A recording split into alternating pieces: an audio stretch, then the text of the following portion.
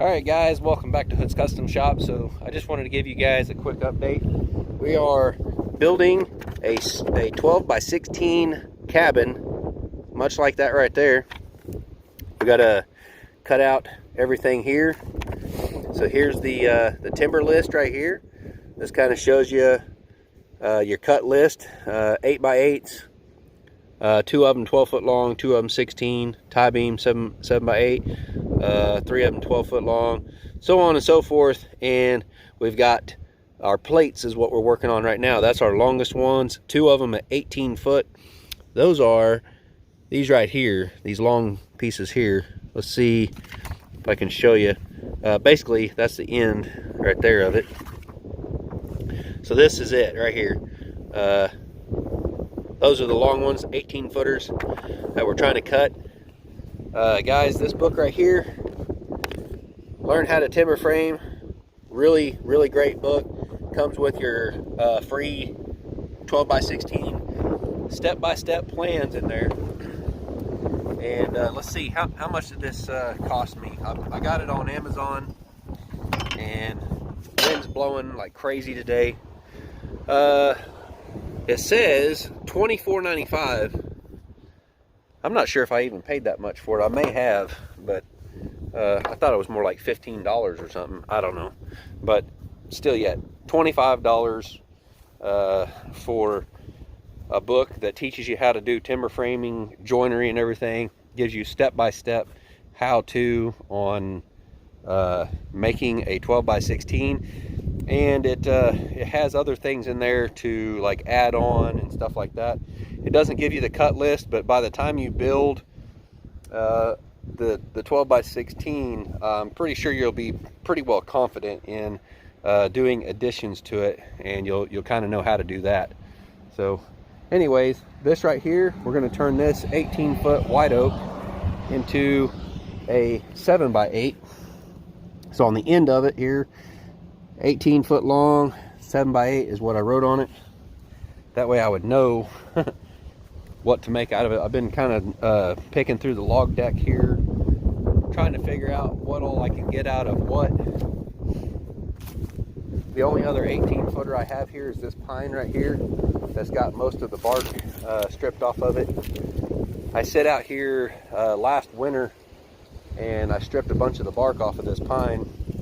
Then we've got this one right here, but this one, it's got quite a sweep to it. I don't know if you guys can really see that, but it's got quite a sweep to it. It is a rather large log, so I'm really not sure what I can get out of that one. This one right here, it's a great big red oak. Hopefully I can get that on the mill. It's probably only going to be my 12-foot pieces. I still need some 16 footers, so in order to do that, we're going to have to go back here to the backyard and cut down at least one tree, maybe a few of my white oaks back there. I was planning on taking them down anyway, so I can get some more of these. Now, as far as like the treated seal plates, I have some I forgot to show you guys that. I got some 12-foot, well, they're more like 14-foot, old telephone poles that I had hauled in here. So I'll show you guys those real quick. I got my logging boots on today.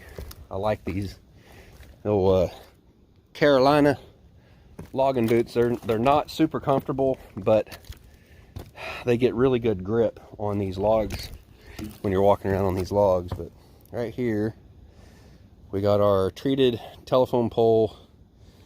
Now, they do have some rot to some of them because they've been laying out for quite some time. And I'm not sure what I'll be able to get out of them, but I think what I'm going to do is try to get some 2 by 8s out of those to basically be the seal plate, you know, the treated seal plate. It needs to be pressure treated. That's what goes between your seal plates and your foundation, you know, like the concrete, because concrete will hold moisture and it'll hold that moisture against your wood. So you want a treated wood on the very bottom.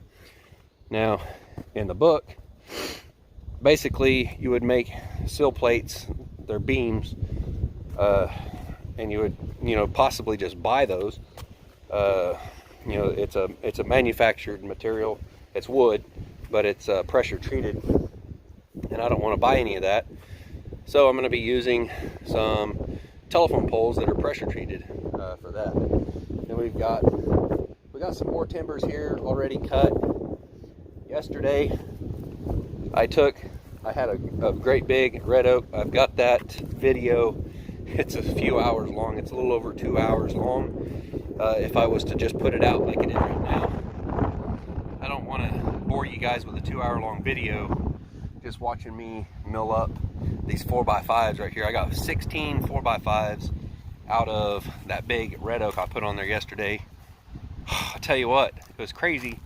I bent my log turner. Some of you guys may have already seen, I've got this little log turner here. That thing right there.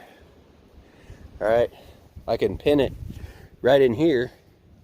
I've got that one, and I got one here, and I got one right there. So that's to help me roll logs over on this, or roll cants. Rolling a log over, no matter how heavy it is, isn't super hard. But once you get it flat, like when you get like 3 or 4 flat sides on it, and you got to turn it, and it weighs a couple thousand pounds, it's extremely hard to turn. But this thing right here, I bent it yesterday. If you can see that, that thing was leaning way over here. It was a much bigger log than this as far as diameter. It was huge. I think it was like 25-inch on a long side, I guess. I got a, what was it, a 20 by 16 cant out of it, and I turned that into 16 4x5s. So I was going to do some burning today, but the wind has picked up. I'm kind of thinking about burning off these pallets. I really need to go through those and get that sorted out, because I need that area right there to you know, possibly start stacking my beams up back here. I also need to get my sawmill back here on this spot so I can back logs in and set them on the mill right here. I want my mill back here closer to the house. I don't like it up there. I don't like how close it is to all those logs and stuff. It's just not a real good spot. We're just using it how it's set up right now. I want to get some of these milled up, get them set off to the side, get that done out of the way. And I wanted to do a lot of this before I start going to all these meetups and stuff. So I have a bunch of it done. I've got to try and get as much of a cabin you know, made, start on the joinery and stuff, and you know, I just got to get it done. So lots of work to do, guys. So thanks for watching. Please stay tuned to see more videos. I know I've got a bunch of videos yet to do on building the sawmill trailer. It's kind of straightforward. The hardest part is just making sure when you splice your steel together that it is nice and straight and flat. That's probably the hardest part. And other than that, it's just like building a square box, or rectangle I should say, and welding it all up without warping it. Not a big deal, really. Pretty straightforward kind of thing here, building that. I have the removable axles that I designed and built for it. They turned out really good. It pulled down the road great. Didn't have to worry about pins or nothing coming out. They were just fine. And I've already pulled it over 400 miles. I pulled it around here a little bit, and I took it out there to Like-a-Bully Homestead, which is something like 167 miles, I think it says, from my house to his house. So I know there's some of you guys are like, oh, that's awesome, you guys are so close. Well, we thought at the meetup, we thought we were only like 100 miles apart, but it's more like 167 or 170, somewhere around there. So it's pretty good ways. I hope the wind is not too awful bad right now. I'm I'm trying to keep you guys out of the wind. The wind's kind of shifting. I can't really block it. So anyways, guys, we'll see you next time. Thanks for watching. Anyways, guys, we'll see you next time. Thanks for watching. Make sure you smash that thumbs up and subscribe. Ring the bell. Bye. See you later.